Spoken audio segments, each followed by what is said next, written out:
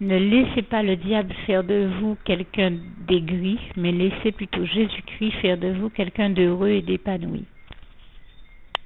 Alors, je rajouterai tout simplement au témoignage que je viens de faire une invitation que le Seigneur m'a déjà inspiré de faire par écrit cette semaine sur ma page Facebook,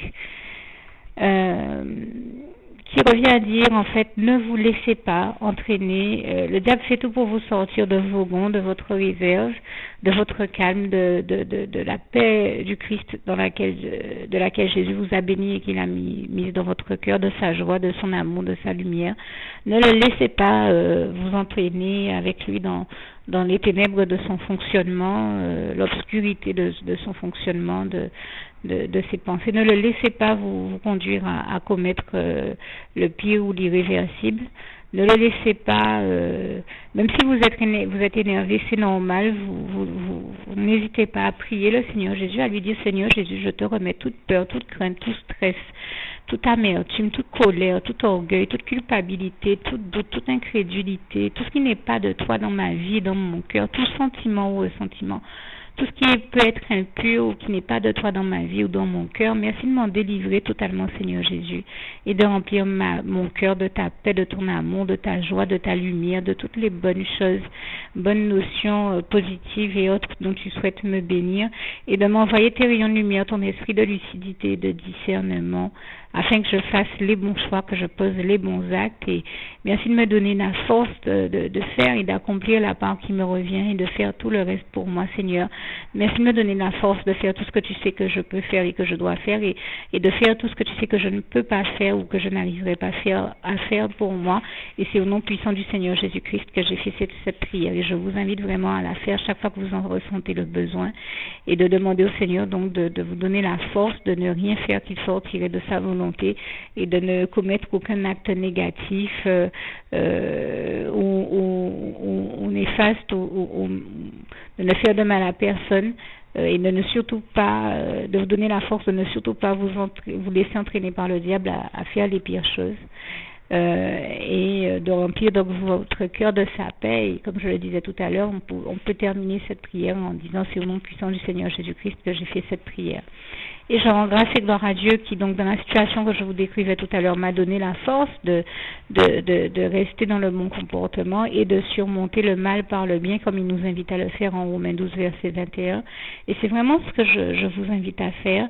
Une fois qu'on a compris que l'ennemi s'amuse à utiliser ses serviteurs ou toute personne dont ils prennent le contrôle momentanément en face de nous pour essayer de nous faire sortir de nos gonds, de notre réserve, et nous amener à commettre le pire, une fois qu'on a compris que c'est l'une de ces stratégies et qu'il utilise ainsi ce qu'on appelle des esprits de provocation, c'est-à-dire pour nous provoquer, nous amener à ne pas supporter ce qu'il est en train de faire, pour nous faire sortir de notre réserve et nous amener à rentrer en colère et à faire le pire, eh bien, on choisit de ne pas tomber dans le piège spirituel qui nous tend, de ne pas tomber dans son piège et de ne pas jouer son jeu, de ne pas rentrer dans son jeu, mais de rester en sécurité dans les bras d'amour de Jésus. Et on demande à Jésus de nous donner la force de ne pas rentrer dans son jeu et de ne pas nous retrouver à faire ce qu'il voudrait nous voir faire, céder à son chantage, céder à la pression qu'il met dans nos vies ou à la provocation qu'il exerce dans nos vies.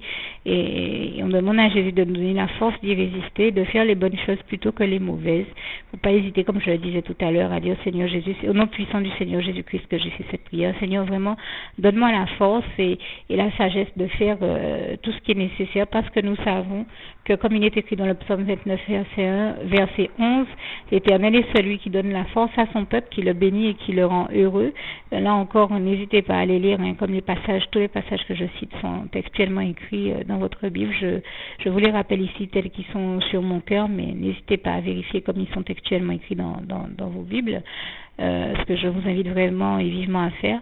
Et donc, vraiment, ne pas hésiter à demander à Dieu la sagesse, la force, de nous envoyer aussi ces rayons de lumière afin, comme je le disais, de nous aider à discerner. Ces rayons de lumière, ils sont l'esprit de lucidité, de discernement, afin que nous discernions les situations dans lesquelles nous sommes, les temps dans lesquels nous sommes et de poser aussi les bons actes, faire les bonnes choses et non se laisser aller à faire les mauvaises à cause du diable ou par son entremise. Toujours continuer à demander au Seigneur de nous donner la force de résister au diable et à toutes les tentations qu'il provoque dans nos vies au nom puissant du Seigneur Jésus. Et je voulais aussi vous inviter donc à ne surtout pas laisser le diable par ce biais-là faire de vous quelqu'un qui se retrouve à être tout le temps en colère, tout le temps énervé ou aigri comme on le dit chez nous. Quelqu'un qui se laisse envahir par l'amertume, la culpabilité, le doute ou les doutes ou autre chose, hein, puisque nous savons que c'est ce à quoi le diable s'emploie tout le temps, à essayer de nous sortir de la paix, de la joie, de l'amour, de la lumière dans laquelle Christ nous met, en faisant toutes ces choses-là, par ces stratégies de provocation et autres. Et bien, chaque fois que vous voyez que vous avez de l'amertume dans le cœur, que vous êtes dégoûté de ce que vous avez vécu, que vous êtes en colère, et bien, n'hésitez pas systématiquement à dire: Seigneur Jésus, je te remets la colère, je te remets le stress, je te remets tout ce qui me pèse, tout ce qui pèse sur mes épaules, mon cœur, je te remets toute colère, toute amertume, tout doute, enfin, tout ce que vous voyez, que vous ressentez qui est négatif, vous remettez tout entre les mains du Seigneur Jésus et vous lui dites: Seigneur Jésus, merci de m'en délivrer et de me remplir de ta paix. Et c'est au nom puissant du Seigneur Jésus que j'ai fait cette prière. Délivre-moi, Seigneur, de toute épreuve, de toute souffrance, de toute épreuve, de tout ce qui me pèse, qui est gênant et invalidant ou problématique dans ma vie. Merci d'y apporter toutes tes réponses, tes solutions, de m'en délivrer totalement et de me remplir totalement de ta paix. Et là encore, vous n'hésitez pas à dire: c'est au nom puissant du Seigneur Jésus-Christ que j'ai fait cette prière. Et vraiment, comme je vous le disais, vous verrez que vous allez goûter à une sérénité d'une qualité que l'on ne trouve pas ailleurs d'autre que dans les bras d'amour du Seigneur Jésus-Christ, et je lui rends grâce et gloire pour cela. Et l'un des passages qui vient nous rappeler cette réalité, eh bien c'est le passage biblique d'Ésaïe 30 verset 15, qui dit que c'est dans la paix et le repos que sera votre force, dans la tranquillité. Et je rends grâce et gloire à Dieu qui nous amène à ce degré de sérénité-là, et qui nous donne la force, comme je le disais, et qui nous donne toujours la force de surmonter le mal par le bien, à nous ses enfants, comme il est écrit en Romains 12, verset 21. Et j'ai eu l'occasion de l'écrire: ne laissez pas le diable donc vous amener à devenir une personne pire que ce que vous avez été, à faire de vous quelqu'un qui n'est pas la personne que Dieu a créée à la base, hein, car Dieu a fait de nous des êtres pleins de joie de vivre, d'amour, d'espoir, et ne laissez pas le diable vous conduire justement dans le désespoir, vous amener à devenir une personne aigrie, néfaste, tout le temps en colère, négative et néfaste. Ne laissez pas le diable faire de vous quelqu'un de laid alors que Dieu vous a créé beau et qu'il veut faire de vous la meilleure personne que vous puissiez être. Laissez plutôt Dieu, Jésus-Christ et son Saint-Esprit restaurer votre vie, l'améliorer et faire de vous l'être joyeux qu'il a créé à la base et qui ne demande qu'à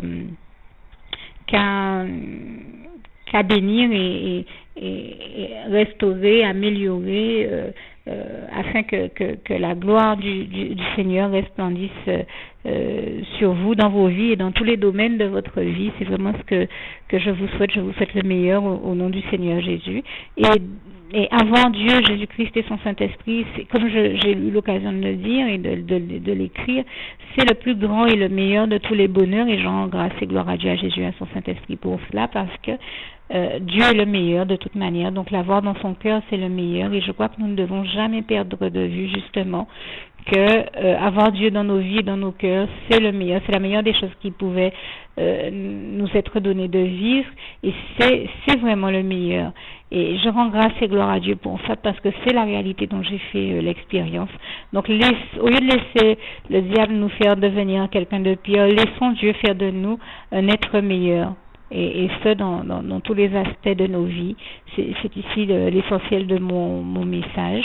Je dis encore, laissez Dieu Jésus et son Saint-Esprit vous contrôler totalement et vous amener à faire l'expérience du meilleur et à donner aussi le meilleur de vous-même. Et je terminerai, c'est vraiment le souhait de mon cœur pour vous au nom puissant du Seigneur Jésus. Et je terminerai donc avec ce passage que j'aime tant de Philippiens 4, verset 7. Que la paix de Dieu qui surpasse toute intelligence garde vos cœurs et vos pensées en Jésus-Christ. À bientôt. Vous l'aurez compris, hein, je me suis dit que le meilleur, c'est que je prenne le temps d'apporter une précision à ce que je disais. Je disais, laissez Dieu faire de vous, en quelque part, la belle personne et la bonne personne, et donc la meilleure personne qu'il a envie de faire de vous, celle qui vous a créé pour être, et donc laissez Dieu, Jésus et son Saint-Esprit mettre sa lumière, sa joie, son amour, dans votre cœur, et permettez que la gloire de l'Éternel, votre Dieu, se lève sur vous, comme il est écrit en Ésaïe 60, verset 1, et soit démontré en vous et dans tous les domaines de votre vie.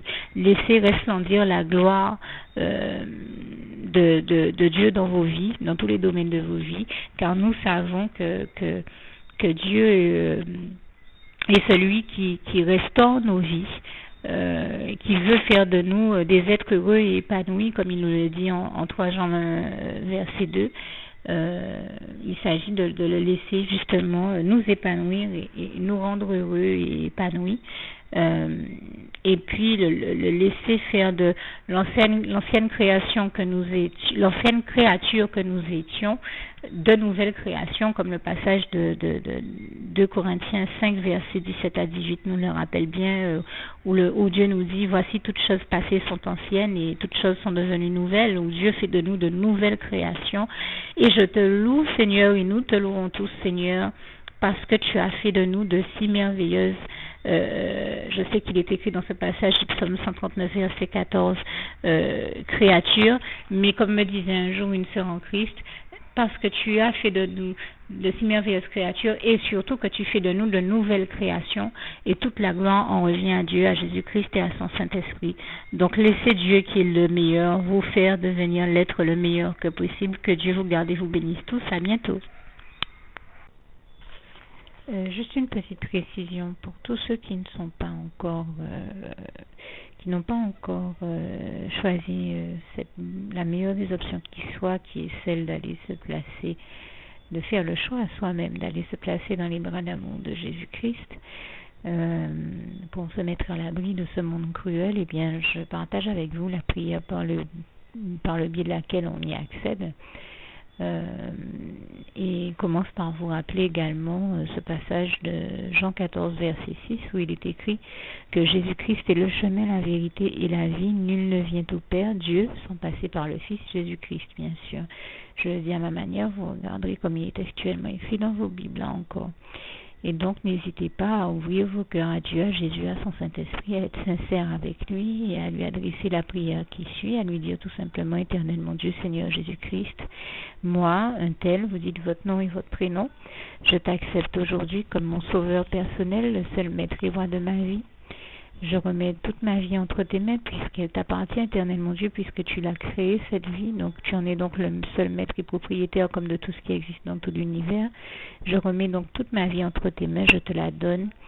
Merci, Éternel mon Dieu, aussi de permettre que cette vie que tu m'as donnée continue à être à ta gloire, et que je continue à te servir et à t'appartenir pour l'éternité, d'éternité en éternité. Merci aussi, Seigneur, de faire que je continue donc à te servir et à t'appartenir pour l'éternité, d'éternité en éternité. Et aussi, Seigneur, de m'accorder la grâce de ton pardon et de ta miséricorde pour tous les péchés que j'ai commis tout au long de ma vie.